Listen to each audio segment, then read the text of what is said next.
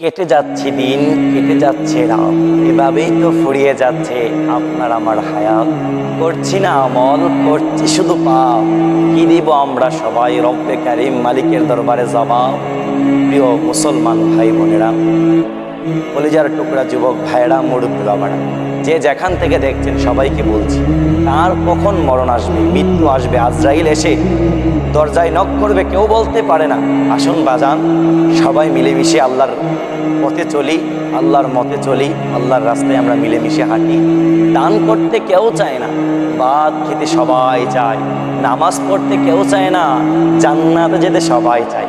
ভাই আসুন না মিলেমিশে 5 বার আজান হয় মসজিদের মধ্যে, ভাই ভাই হয়ে কাঁধে কাঁধ রেখে, হাতে হাত রেখে 5 ওয়াক্ত নামাজ পড়ি, মালিককে খুশি করি।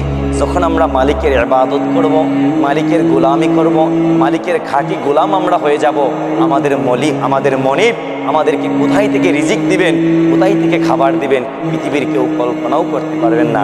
তাই আসুন মিলেমিশে ঝগড়া বিবাদ ছেড়ে দিয়ে, আপনি যেই নবীর উম্মত, আমি সেই নবী, আপনি যে আল্লাহর বান্দা, আমি সেই আল্লাহর বান্দা, আপনি মুসলমান, আমি মুসলমান, আপনি আমার ভাই, আমি আপনার ভাই, আপনার সাথে আমার কোনো শত্রুতা নাই।